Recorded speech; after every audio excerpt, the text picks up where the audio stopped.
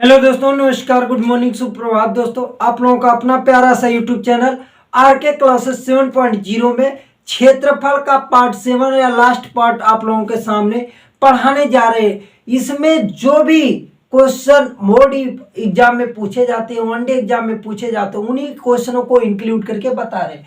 देखिए, क्वेश्चन का सम्मुख चित्र में इसका एक चित्र बना दिया। सम्मुख चित्र में वृत्त की त्रिज्या 21 सेंटीमीटर है। ये जो आर दिया है, ये आर का मान 21 है। ये जो आर है ये 21 सेंटीमीटर है।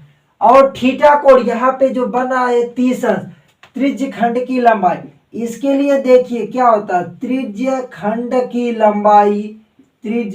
की लंबाई ये बराबर होता है पाई आर थीटा बाई 180 अंश। कितना होता है? पाई आर थीटा बाई 180 अंश। पाई को क्या करिए, पाई का मान रख दीजिए, जो भी मान आपको पता। पाई का मान 22/60, आर का मान 21 दे रहा है और थीटा का मान 30 अंश बटे 180 तो रहेगा। 0 से 0 कट गया, 3 से काटेंगे 6 बार, 7 से काटेंगे 7 त्रिका 21। पुनः इसको क्या करिए, 3 से काट दीजिए, 3 से काटेंगे 3 दूना 6, 2 से काटेंगे 11। यानी त्रिज्य खंड की क्या है, लंबाई जो निकल गई 11 सेंटीमीटर। कितनी सेंटीमीटर? 11। यहां से लेके यहां तक की लंबाई कितना है? 11 सेंटीमीटर। ये जो आपका निकलेगा ये 11 सेंटीमीटर। कितना? 11 सेंटीमीटर। बात समझ में आई? अगर आपको कभी भी पूछे त्रिज्य खंड की लंबाई, तो फार्मूला होता पाई आर इंटू थीटा बाई 180 अंश। रख दीजिए, पाई का मान 22/60, ये आर का मान दिया 21, थीटा का मान 30 और रख के हल किए तो 11 सेंटीमीटर इसका आंसर निकल गया। अगला क्वेश्चन है, सम्मुख चित्र में वृत्त की त्रिज्या 14 सेंटीमीटर। ये जो त्रिज्या दिया आर का मान ये 14 सेंटीमीटर और उस त्रिज्य खंड का कोण ये जो 90 कोण दिया, त्रिज्य खंड का कोण दिया है 90 डिग्री। तो उस त्रिज्य खंड का क्षेत्रफल बताइए। इसके लिए होता है फार्मूला और शॉर्ट ट्रिक, त्रिज्य खंड का क्षेत्रफल। ये आपको मालूम है, क्या मालूम है कि वृत्त का क्षेत्रफल क्या होता है? पाई आर स्क्वायर इंटू, ये पूरा वृत्त तो है नहीं, ये त्रिज्य है, त्रिज्य खंड है, तो इसके लिए थीटा बाई 360 डिग्री कर देंगे, क्योंकि थीटा बताएगा कितना एंगल, कितना कोण उसमें समाहित किया है। और ये 360 पूरा एक राउंड का हो जाएगा। पाई का मान 22/7 और आर का मान 14 दिया, आर का मान 14 दिया तो वर्ग है तो 14 गुणे 14। थीटा का मान 90, कितना? 90 बटे 360। 1 0 से 0 कट गया, 9 से काटिए, 9 चौको 36, 4 बार में कटा, 7 दूना 14, 2 बार में कटा, 2 से काटेंगे 4 को 2, फिर 2 से काटेंगे इसको 7। यानी आपका क्या है? 22 गुणे 7। जब 22 का गुणा इसमें करेंगे तो 7 दूना 14 के 4, 14 1 15, 154 सेंटीमीटर का स्क्वायर। ये जो एरिया है, ये जो एरिया, इस एरिया का क्षेत्रफल कितना होगा?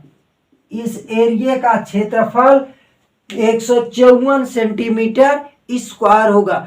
आप अगर इसको हल करना चाहेंगे कि ये मेरा सही है कि नहीं, तो इसमें 4 का गुणा कर दीजिए, क्योंकि 90 अंश ये भी बना रहा है, 90 अंश 4 भागों में बटा होगा, पूरा एक 360 एंगल का कोण बनाता है।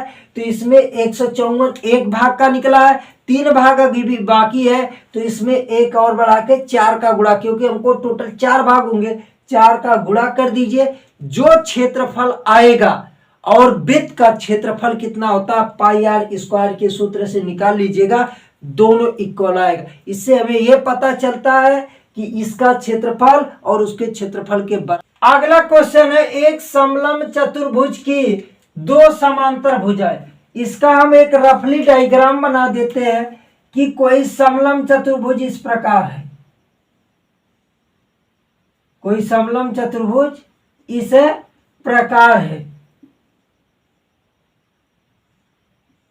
ठीक, को मान लीजिए रफली फिगर है जिसकी लंबाई 6 और 8, अगर ये 6 है तो ये इसकी 8 है, और ये समलंब की ऊंचाई 4 सेंटीमीटर। अगर हम कहीं से लंब इस पे खींच देते हैं तो इसका मान 4 है, तो उसका क्षेत्रफल बताइए। ये देखिए एक चीज, इसका समलंब चतुर्भुज का क्षेत्रफल होता है, समलंब चतुर्भुज का क्षेत्रफल बराबर 1/2 गुणे समांतर भुजाओं का योग, समांतर भुजाओं का योग, भुजाओं का योग गुणे ऊंचाई, गुणे उनके बीच ऊंचाई या ऊंचाई। अब देखिए 1/2 को रहने दीजिए, समलंब चतुर्भुज समांतर भुजाओं का योग क्या है, एक 8 है, दूसरी कितनी है 6 है। अब गुणे इसकी ऊंचाई कितना दिया 4, हल कर लीजिए, 2 से 4 को काट दीजिए 2, आपका 8 में 6 जोड़ेंगे 14, 14 गुणे 2, 14 दूनी 28 सेंटीमीटर का स्क्वायर, 28 सेंटीमीटर का स्क्वायर। अब देखिए वो आंसर आपका तो फाइनली आ गया, इसका जो क्षेत्रफल है वो 28 सेंटीमीटर का स्क्वायर होगा। लेकिन देखिए 28 सेंटीमीटर दिया है, क्षेत्रफल तो कभी सेंटीमीटर में हो ही नहीं सकता है, ऑप्शन ऐसे ही गलत हो जाएगा। 30 सेंटीमीटर 28 सेंटीमीटर, ये दोनों ऑप्शन कैंसिल हो जाएंगे। जो आपका रहेगा ये सेंटीमीटर स्क्वायर, या तो ये हो सकता है या तो ये हो सकता है। आपने हल किया 28 आया, यानी option number B is the right answer, B is the right answer, second option आपका सही है। मेरे शेर और शेरनियों, अगला क्वेश्चन देखो, ये एक समलंब चतुर्भुज की, एक समलंब चतुर्भुज या समलंब की दो समांतर भुजाओं का, भुजाओं की लंबाई है 1.5 मीटर और 2.5 मीटर है, उनके बीच की दूरी 6.5 मीटर हो तो उसका क्षेत्रफल। एक रफली फिगर बनाने का प्रयास कर रहे हैं, ये एक 1.5 दे रहा है और एक 2.5 दे रहा है। ठीक, ये आपका 1.5 है और ये क्या है 2.5 है, इनके बीच की दूरी कितना दे रहा है 6.5। अब देखिए कह रहा है कि समलंब का क्षेत्रफल, यानी समलंब का क्षेत्रफल, समलंब का क्षेत्रफल ये बराबर होता है 1/2 समांतर भुजाओं का योग, समांतर भुजाओं का योग, भुजाओं का योग गुणे उनके बीच की ऊंचाई।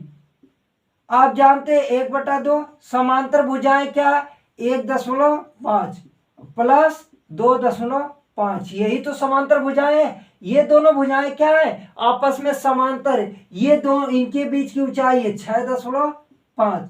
अब देखिए 1/2 तो रहने दीजिए, इसको आप ऐड करिए, ये पॉइंट हो जाएगा 5 5 10 की 0, 2 1 3 1 4, 4.2 और गुणे 6.5, ये इसको काट दीजिए, 2 आएगा, 6.5 का गुणा 2 में करेंगे 13 सेंटीमीटर का स्क्वायर, यानी option number A, option A is the right answer. इस प्रकार से अगर कभी भी आपको समलंब चतुर्भुज पूछे तो समलंब चतुर्भुज का क्षेत्रफल होता है 1/2 गुणे समांतर भुजाओं का योग गुणे उनके बीच की दूरी या ऊंचाई होती है। आप चाहे इसको दूरी मानिए चाहे ऊंचाई मानिए, दोनों बात क्या होती है इक्वल होती है, कोई दिक्कत नहीं है। हमने इस यूनिट में क्षेत्रफल में वृत्त को, आयत को, वर्ग को, समचतुर्भुज को, समलंब चतुर्भुज को, हर एक यूनिट को टच किया। अगर इसके बाद भी आपको वीडियो चाहिए इस क्षेत्रफल वाले चैप्टर से, या तो क्वेश्चन आप लोग अपने मेरे व्हाट्सएप पे व्हाट्सएप कर दो, व्हाट्सएप कर दी, क्वेश्चन नंबर पे व्हाट्सएप करो, या आप कमेंट सेक्शन में बताइए कि हाँ सर और वीडियो चाहिए और मैं बना दूंगा और इससे बेस्ट बना दूंगा। जैसी वीडियो चाहिए, इससे इजी चाहिए कि टफ चाहिए, जैसा आप लोग डिमांड करेंगे, ये आपका चैनल है, इसका कमांड आपके हाथों में, जैसा आप चाहोगे वैसा हम इसको घुमाते रहेंगे। लेकिन वीडियो को रोज देखा करो।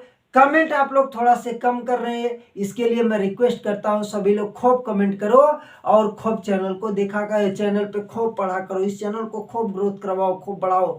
इस तरह से हम आप लोगों से इजाजत चाहते हैं अगले क्लास के लिए। अगला क्लास को भी रिकॉर्ड करना है, उसको भी लाइव बताना है। जय हिंद, जय भारत, वंदे मातरम।